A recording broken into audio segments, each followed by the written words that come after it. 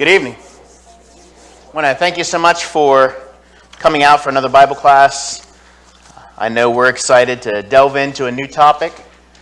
We've just finished up a 6-month lesson on Genesis and the beginnings, and we're starting a new quarter, so I figured I'd start us off in Genesis.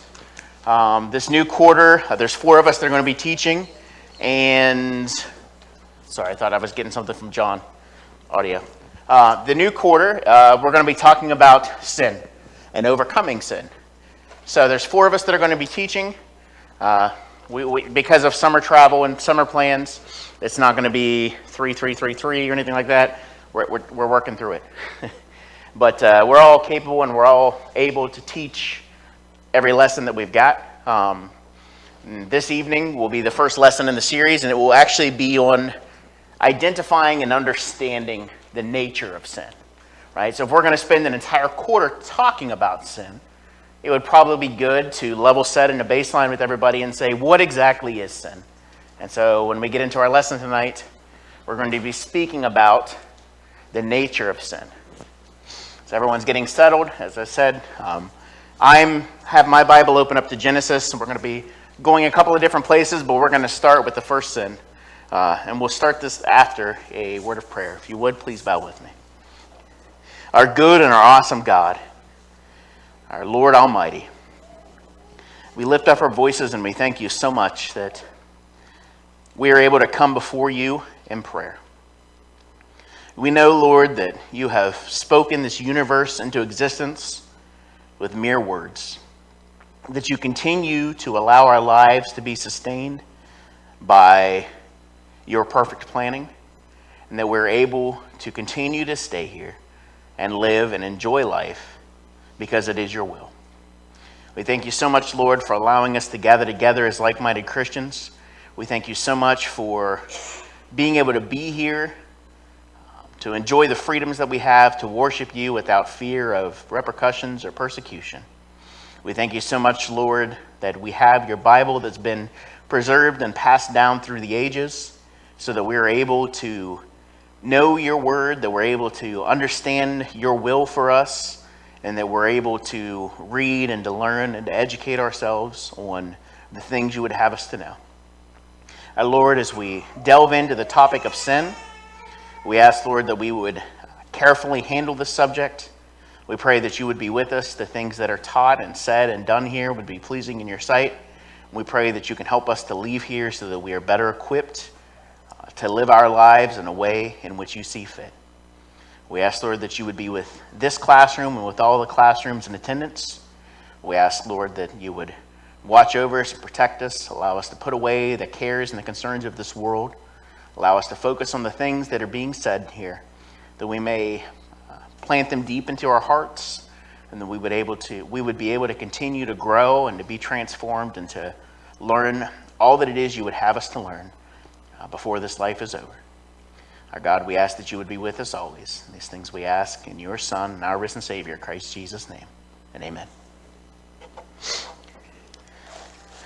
So the material, if you picked up the material, is on the podium in the back, right outside in the foyer. You'll notice that there's 3 or 4 pages of printed material, and then after that is questions. A lot of times when I teach, I project the questions in the back, and we go over the questions. I'm going to change up the style a little bit, so if I get out of my normal rhythm, I apologize in advance, which they always tell you not to do if you're teaching. Don't apologize. But I'm going to go ahead and apologize in advance. What we're going to do is we're going to work through the material, and I've tried to organize the material in such a way that the questions will just naturally be answered. So you can follow along with the material, you can follow along with the discussion, and then if you'd like, you can flip to the back of the handout, and we should be able to answer most of the questions if I don't get too wordy. So the first lesson, as we said, is the nature of sin. So when we talk about the nature of something, what does that mean? All right, sometimes we hear people say, well, that's just my nature. Or, well, you know their nature, that's what they are. What are we really meaning about the nature of something, right? If we say the nature of a boat, is that it's buoyant, and it keeps the water outside, and it keeps the things inside dry, and it stays on top of the water, and it moves from point A to point B, right? Those are all things that we can say are the nature of a boat. But what does that mean when we're talking about the nature of something? What does that mean? What it's made up of, what it's inside it. Sure, yeah, absolutely. Right? One of the words that I had described or that I had written down was exactly that. It's characteristics, right? What is the nature of a piece of wood? Well, you can feel it and you know that it's rough, but you can sand it and it becomes smooth. It burns well if it's dry. You can build houses with it. It's strong, it's sturdy, right? You start to understand these characteristics. What else can we talk about when we talk about the nature of something? Alan, did you have your hand raised? Yeah, often bothers me when we talk about Cain and Abel. Did you have a brother? Did you have a brother? Oh, I'm the oldest of 3 brothers, yes. I would also opinion that I'm probably the best. I had a brother. I just don't know how that's possible with children. So something happened there, and I can't understand it, but I can understand it later because it was really bad. I suppose we may not be here if that hasn't happened. I would like to think. Right, and it's interesting, right? When we think about Cain and we think about Abel and we think about the fact that when Cain slew Abel, that then Cain was banished and he had to go somewhere else and he became a whole other nation, right? And it's interesting that even though God had yet to make the promise to Abraham, that we start to see this lineage of Jesus all the way back to Adam and Eve, to the first man. And we see, Jesus' lineage can be very sinful people. We see a lot of mistakes that are made along the way. And even with all of those mistakes and those imperfect people, we still end up with Jesus Christ. And we still end up with Christians at Laurel Canyon in 2017. And so even though man continues to make these mistakes and we continue to stumble, at least we continue to stumble forward. Right? Any other thoughts on the nature of sin? Any other ideas? So we kind of touched on characteristics. Another thing that I had was tendencies, right? I'm a sports fan. I watch football, baseball, a little bit of basketball. I enjoy sports, right? And so one of the things that the announcers like to talk about is, well, in this spot, they hit for 308. They have a tendency to pull the ball out into right field. They have a tendency to roll out to their left to avoid and then throw the ball down the field, right? And they're talking about the nature of this, right? We try to understand what its tendencies are, right? And so when we talk about the tendencies of sin, what are we talking about? What do we say?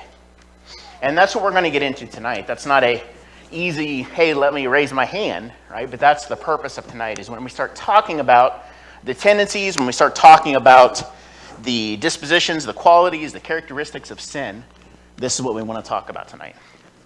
So the first thing is that sin is deceptive.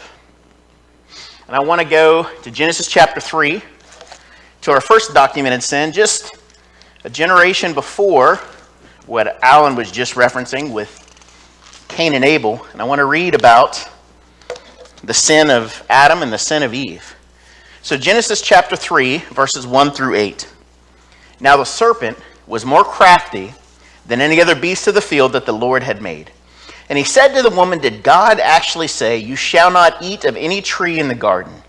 The woman said to the serpent, we may eat of the fruit of the trees in the garden, but God said, you shall not eat of the fruit of the tree that is in the midst of the garden, neither shall you touch it, lest ye die. The serpent said to the woman, you will not surely die. For God knows that when you eat it, your eyes will be opened, and you will be like God, knowing good and evil.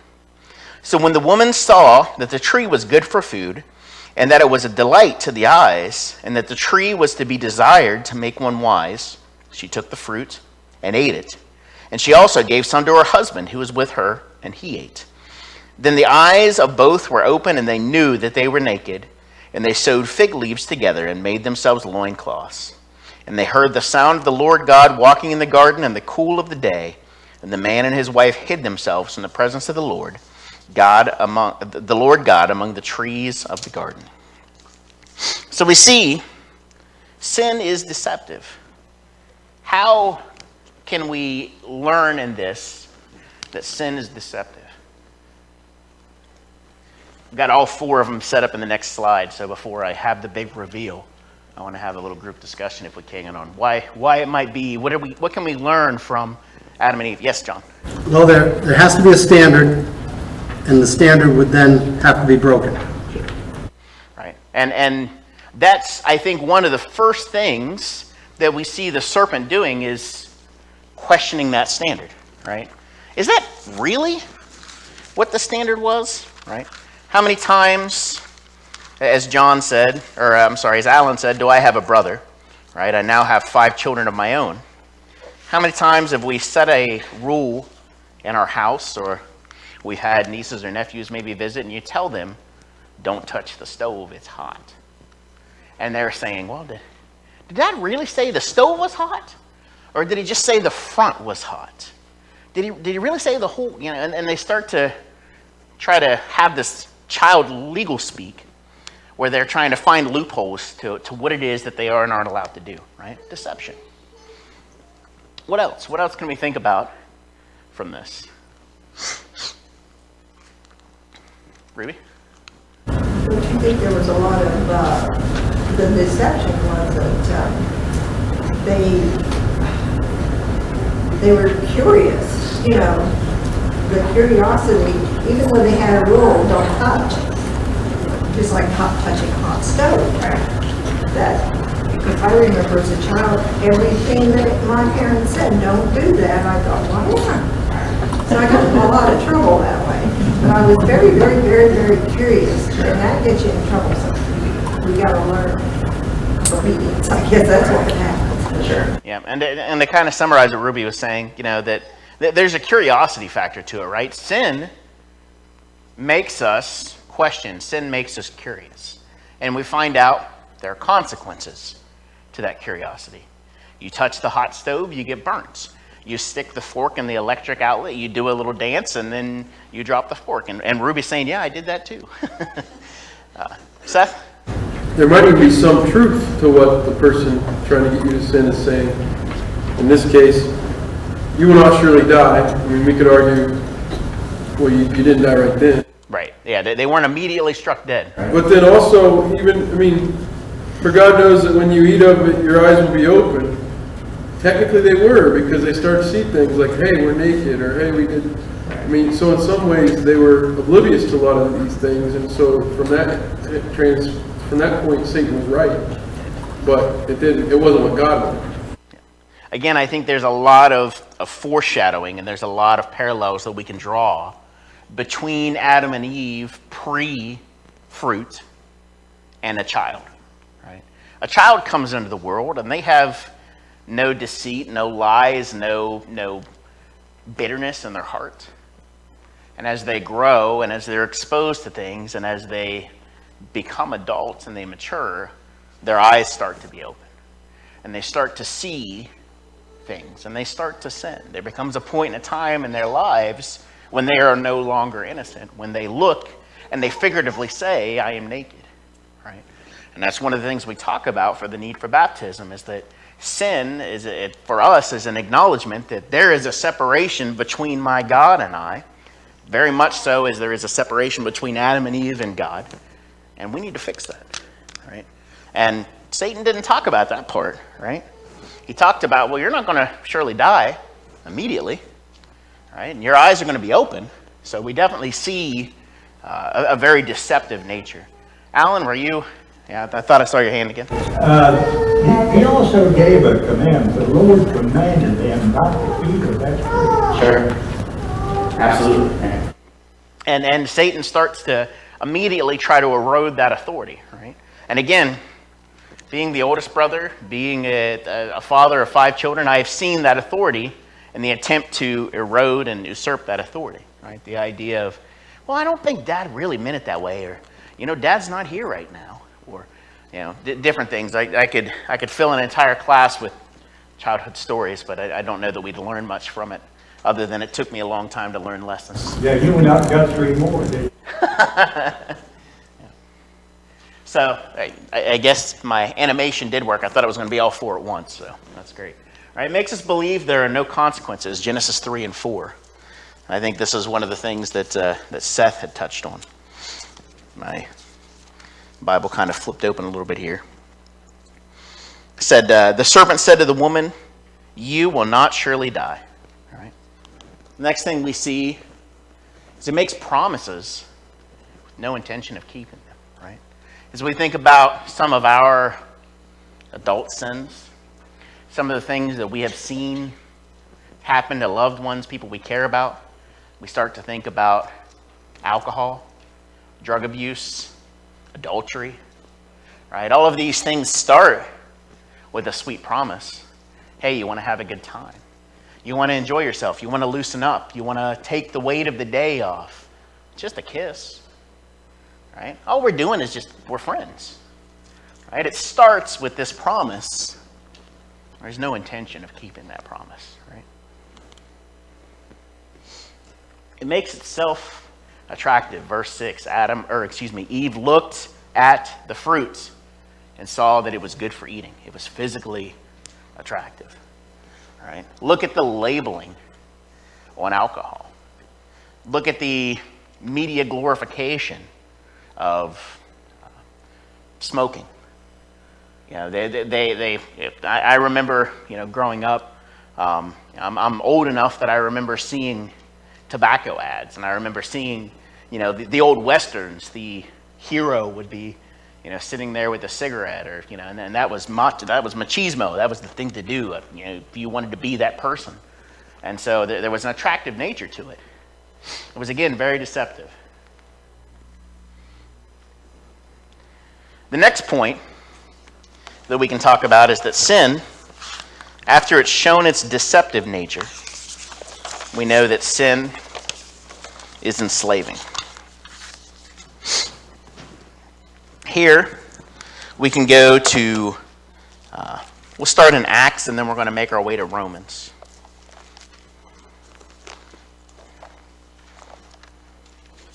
So if we go to Acts in verse 8. I'm sorry, Acts chapter 8 and verse 23. I apologize. It says, "For I see you are in the gall of bitterness and the bond of iniquity." All right. And Simon answered, "Pray for me to the Lord that nothing of what you have said may come upon me." I think we're all familiar with the story of Simon the sorcerer, but for those of us that maybe haven't read that in a while, Simon the sorcerer, you have Paul, and he's going around and he's performing miracles. And he's been asked to come to, I believe it's Samaria. Yeah. Okay. So Philip goes to Samaria, and the good works are happening, and he's asked to come to Samaria. And they perform miracles, they lay hands on people, the gift of the Holy Spirit is given, and Simon the sorcerer, who was previously in this area known for magic, sees real power. And at first he believes, and he's converted. He understands this Christ is a person that I need in my life, and he understands, and he becomes a member of the church, he converts. And then when the laying of the hands occurs and the Holy Spirit enables people in the first century to start performing miracles, Simon says, "Here's a bag of money. Give me this gift." Right? And he's rebuked. And he's told, "You don't understand what this gift is for. The Holy Spirit cannot be bought with money." And he's told, "I see that you are in the bonds of iniquity, the gall of bitterness." And he immediately says, "Pray for me to the Lord that nothing of what you have said may come upon me." So sin is enslaving. Apparently the verses on the PowerPoint and the verses here don't match up. So John 8:34, Jesus teaches, whoever sins, whoever commits sin is a slave to sin. All right? Again, we go back to the idea of drinking or of drugs, lying. That's been a big one in our house lately. And I'm trying to teach my children that, if you just tell the truth, you don't have to remember what you said. Right? And there's a very real statement to that, because a child will lie, and then I'll start to question them, and then they'll start thinking, what was it I said? Right? And to me, that's a dead giveaway. If you've told the truth, you don't have to remember. You just tell the truth. And so then what I have them do is have them count the sins, or count the lies that they have told. I walk them through this road of, you told me this sin, or you told me this lie, you sinned, and then you lied again, and you lied again, and you lied again, and you lied again, and now we're here. And you finally told me the truth. But in order for, I knew on step 1 that you lied. It took you 5 more steps to realize Dad's on to me, and that I'm being punished. And how much, I see a lot of people smiling and nodding like, yeah, I get it, right? But how easy is it for us to be enslaved that same way, right? I've seen people, slush fund at work. Hey, I've got an envelope in my desk with $250, and as I need it, emergencies. Now I've got a gambling habit. Gone to the casino, and I don't have milk money for the kids. That envelope's there. Slush fund. No one really pays attention to it. All right, just take a couple bucks from there. And on the way home or to buy milk, there's that casino. All right, and then the cycle continues to repeat. And the next thing you know, you don't have milk money. The slush fund's empty. Your bank account is empty. Your credit cards are maxed out. And you've started to take these steps, right? And this is why it's important to me to impress upon my children the way that this works, because it doesn't change. I'm 38 years old, and I continue to make these same mistakes that my children have made. When you start to sin, it doesn't stop at one sin. And this is what is trying to be impressed on us.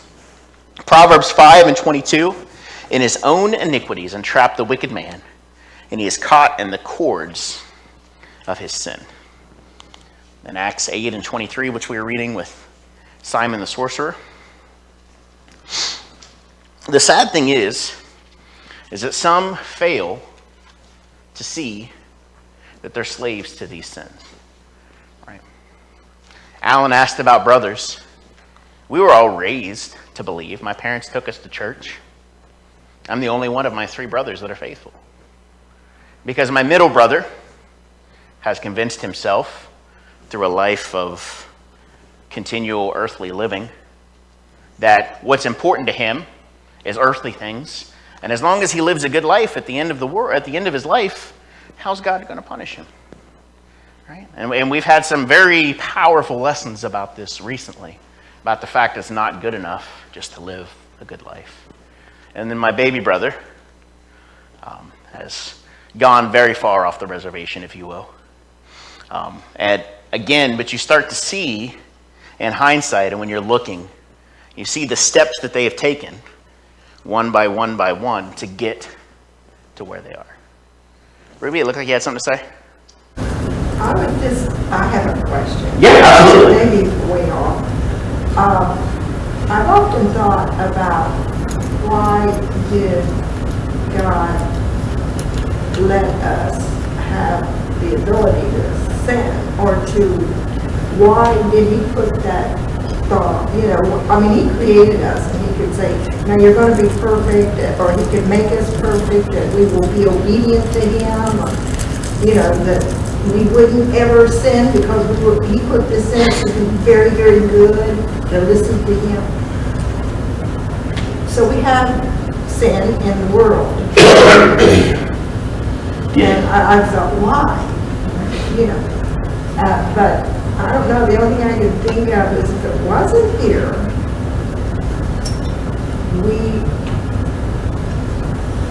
who would we be? Would we like puppets? And that's what I was going to say, right, is what would our purpose be at that point? And I know I, as a parent, and this is the best thing, right, but in our household, you know, I am the Lord lowercase, right? I am the one who sets the rules. I am the authority figure. And in our household, when my children know what the right thing to do is, and they make that decision without me asking them, I'm very pleased. You know, and I will often stop and say, I'm proud of you. You know, that was a tough decision, and I realized that. You really, really, really, really wanted to eat those peanut butter M&Ms, and you had that opportunity. You found Dad's secret stash of those delicious peanut butter M&Ms, but you didn't eat them, right? You saw them, and you said, those aren't mine, and they walked away, right? And that pleases me as a father. And that's the best thing that I can come up with, you know, is that God wants to give us that free will. Because how amazing is it to us to say, I have pleased the being who spoke the world into existence? And how amazing is it to know that he's been pleased, right? It says that our worship is a fragrant aroma to him. When we sing songs, that it's pleasing to his ears. And you sit there and think that this omnipotent being could speak anything to existence to please him. And he just wants us to willingly obey. You know, he wants us to have that choice. And that's one of those goosebumps bump moments, right? When you start to, whew, and you think about that and you're just amazed about that fact. And so, you know, that to me, I think is the point for us. Now we got a couple hands. Hang on. I see Matt and then Paul. And then I saw, no, Paul's saying now. Okay, Matt. Well, I was just going to bring up, I mean, whenever you start questioning about, you know, why does God give us the ability to sin, and, you know, why does God let bad things happen, and, you know, whenever you start coming into those questions, you know, a good book to read is Habakkuk, because he actually answers those questions for you, and it says specifically, you know, it's basically like, look, if you're an idol maker and your idol starts questioning the maker of why this happens, I mean, you know, it almost makes as much sense as that. And it really makes you kind of think about that for a moment and kind of why we're made and that we're made for a purpose.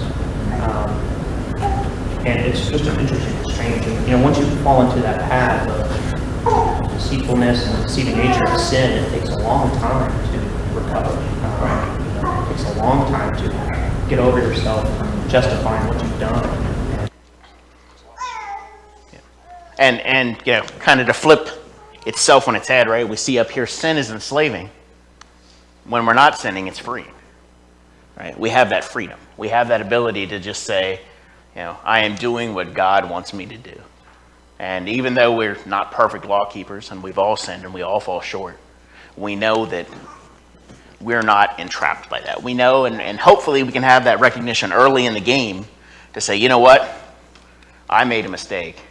It's time to course correct.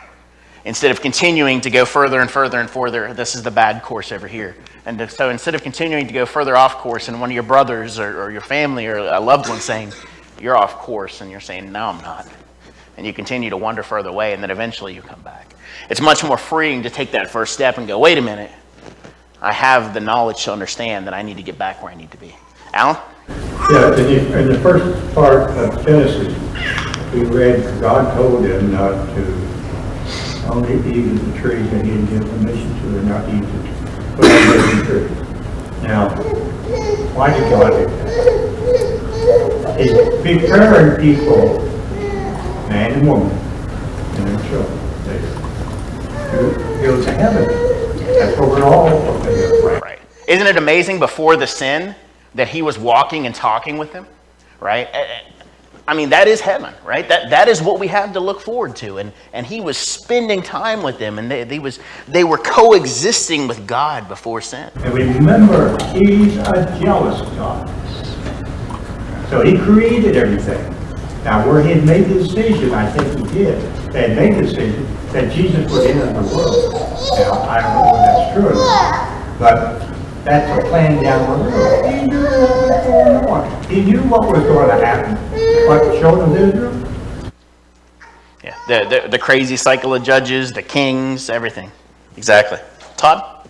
I was just going to say, it's kind of that premise of, and trying to work it with our own children, about if you're given it, you don't appreciate it. But if you work for it, you appreciate and value it. Absolutely. So that's how I've always seen a lot of this, especially in the early books of this. Because Eve is a great example. They had it all. Yeah. And then they didn't see it or understand it, so they sinned.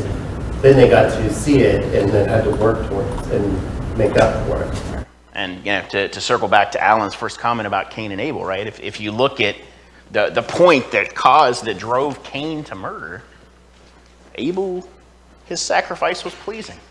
Cain's was not. God was displeased with Cain because Cain was lazy. He brought him things that weren't pleasing to God. And God wasn't pleased, and he thought, Abel's always doing the right thing, and he's always doing these things, and he's always getting God's glory and God's preference, and it drove him to murder, right? And so, absolutely, right? I've seen it, you've seen it. I'm sure we can all think of examples in our lives of people that we saw that mom and dad spoon-fed them everything, and the train wreck that their life became, right? Now, it's not 100% rule that it's going to happen, but more often than not, when someone is given something. My parents bought my first car, and I totaled it. I bought every car thereafter, right? Lesson learned was for both sides, because they didn't buy any of my brother's cars. I was the oldest. And my first car they bought to me, handed me the keys, and 8 weeks later I totaled it, right? Was that, Zip, did you have a... No, when it's almost like when you talk about your brothers, I got a couple kind of in the same boat, They don't understand that you can't get their head across the idea that they're accountable for everything they do, and they always want. It's like with Adam and Eve in the Garden of Eden. They had paradise. They were walking with God, talking with God. Right. The one thing that He told them not to do, they did. And it's almost like, you had these rebellious people, that which they aren't to do, that's the one thing they want to do. Right. And it's easy for us, I think, sometimes to sit there and look at Adam and Eve, or look at a case study on Ananias and Sapphira, or look at Simon the sorcerer, and we can, from a 5,000-foot view, say, these are the mistakes, right? But when we sit there and we say, what am I doing wrong? Where am I falling short? Where am I making these mistakes? It becomes a little bit more difficult, right? You start to step on your own toes. You start to try to help your brothers, and you start to step on their toes a little bit, right? You see some of their shortcomings, and you try to lift them up, and you try to help them, and it becomes a lot more real. It's not a historical story that we've read. All of a sudden, it's my life, and why are you in my business, right? And it becomes a lot more real. Yes. Another aspect of this enslaving is it actually binds us to the consequences of what we did, which ultimately is an unacceptable frame with God. Right. The wages of sin is death, right? I mean, it's spoken very clearly to us that as you continue to sin, you are bound to die, right? And that's one of the amazing things about Jesus, is Jesus didn't have to die because Jesus was without sin, right? There were no wages to be paid. So in order for him to die, he had to pay our wages. The wages that he paid was everybody else's.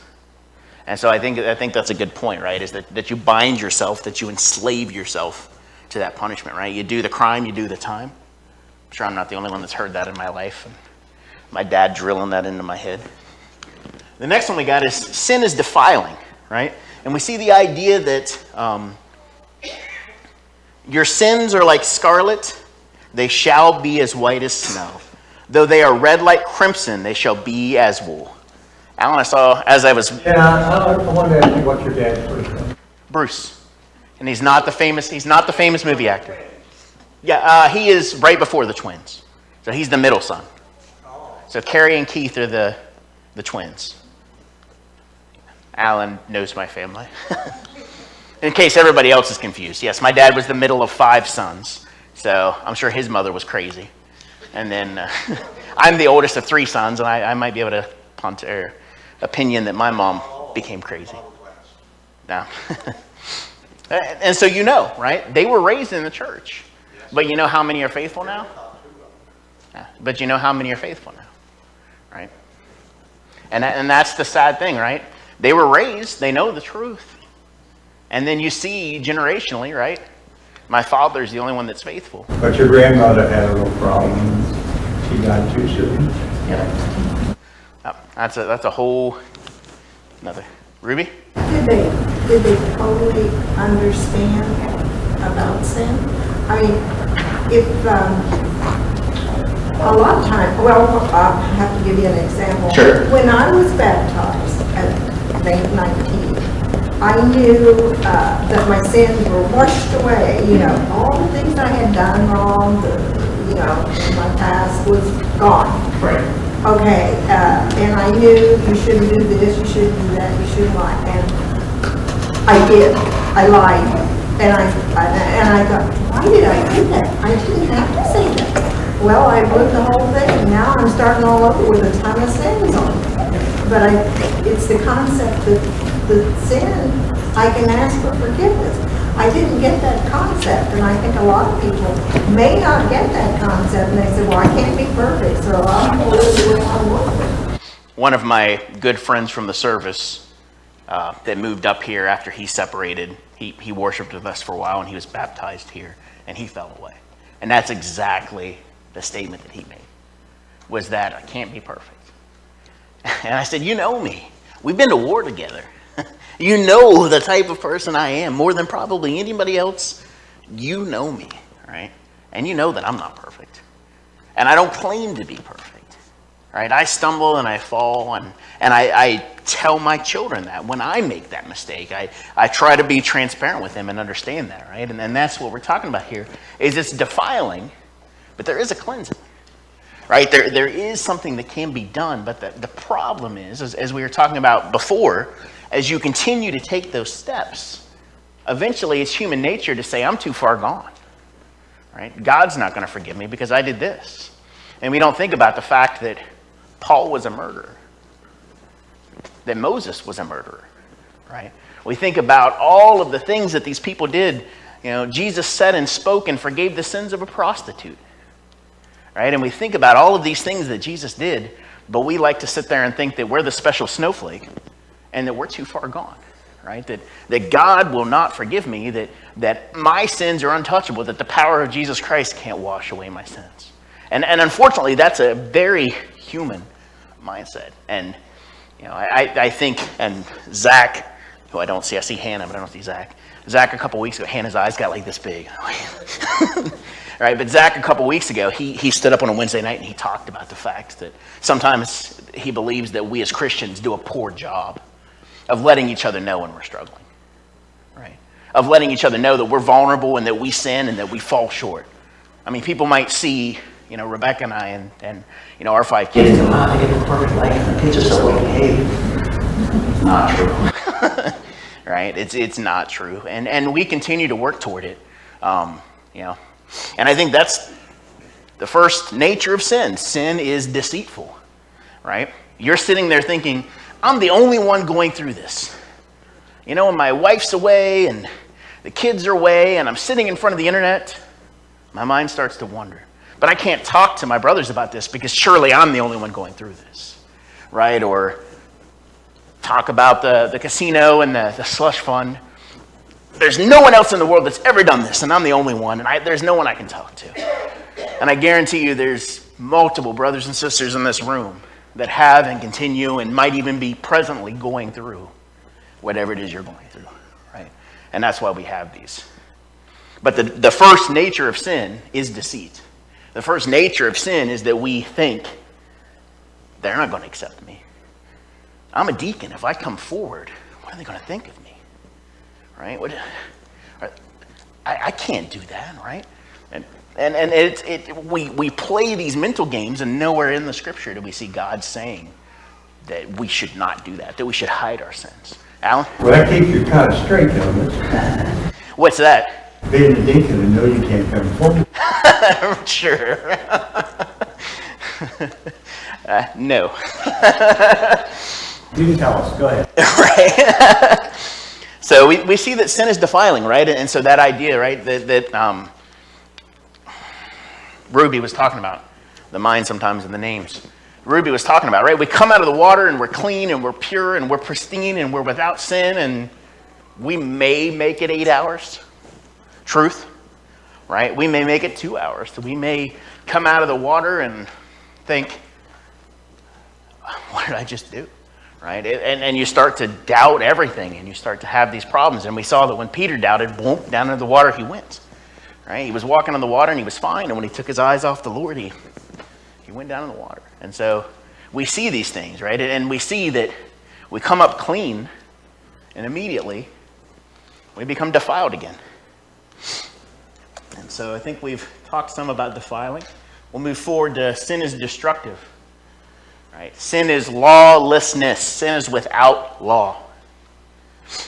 I remember I was in the Navy, 1999 to 2005, and got to see the fall of Iraq, the death of Saddam Hussein, right? And even though Saddam Hussein was a dictator, he kept things in order. And if you were to be able to watch on CNN, or maybe you're a veteran like me and you've experienced and you saw the people and the crazy they went through when there was no law and there was no fear and there was no authority figure, and what they did in Iraq, the Iraqi people, not the Americans, the Iraqi people, you understand the idea of lawlessness. If you're like me, when you grew up, in your civics class, you watched the O.J. Simpson trial, and you saw the verdict being passed, and you saw the riots in L.A., and you saw the idea, right? And no one can sit there and look at that visual representation of lawlessness and think that's not sinful, right? But we're told that our sin is lawlessness. That's us, spiritually speaking, taking a rock and throwing it against the window of Christ. We are turning our back. We're setting ourselves up to be destroyed. Right? And that's what is, we're told in the Bible that hell has been created for Satan and his demons. Hell's not been created for you and for I. It's been created as a place of torment, of outer darkness, of eternal burning for Satan and his demons. And we did a class about this 6-7 quarters ago. Right? But that is where our destination will be if we're not with God. Sin is unrighteousness, right? It is against the right. It is against what is correct. Then we see the results of the first sin in Genesis 3. Paradise is lost. We see God is no longer walking with Adam and Eve. All right, we don't know for how long Adam and Eve was in the garden. We just know that for a period of their life, they got up every morning and they were able to literally sit face to face with and commune with God. And we see that God's chosen people throughout the Old Testament have said, you can't even look at me. If you lay eyes on me, you will die, right? So he would appear as a pillar, as a burning bush. He would hide, turn your eyes and I will pass over you. And you realize that these people that God selected, that were his chosen people, because of sin, were not able to lay eyes on him. But that Adam and Eve, every morning, every evening, were able to walk with and talk with and commune with God. And that was lost, right? That was the result of that. It destroyed man's innocence. They realized that they were naked. They realized that they had sinned. They hid themselves from God, and God knew. The only reason you have any reason to hide from me is because you've sinned. It destroyed man's peace with God. It destroyed man's world. It destroyed man's life. And we also see sin is progressive. And we've talked about this. We walk down the road. Sin is likened unto leaven, which spreads slowly, right? And I don't understand the chemical characteristics of leaven. My wife's the baker, see her after class, she'll explain it to you. But you put a little bit of leaven in bread, and you walk away, and something that was like this, all of a sudden is nice and fluffy and pillowy and delicious and looks like this, right? And that's what leaven does, is it makes these things grow. And you don't have to put in, you've got this lump of dough and just a little sprinkle of leaven. And it continues to work, and it continues to do what it needs to do. It's progressive. Sin grows and spreads through groups of people, right? How easy it is to say, my dad did this, my friend does this. The group of people that I run with, they do this, right? I've been teaching my children that bad, I forgot off the top of my head now, but bad company corrupts good morals, right? And it's the idea of the people that you hang out with are the people that you become. The people that you socialize with and you spend time with are the people that you become. We see a quick step in Romans, and I start to see some people gathering outside. So they didn't acknowledge God, and that went to self-worship and fornication. Fornication turned to perversions and homosexuality, and that turned to a debased mind, and God turned them over to their unrighteousness. At a point in time, it started with not acknowledging God to God walking away from them. We're out of time. I know that I actually went a couple minutes over, so thank you very much for your comments. Got a little bit of a Campbell family history lesson, I'm sure. But I thank you all for being here, and we hope to see you throughout this quarter, and hope that you continue to study with us and learn. Thank you so much for being here.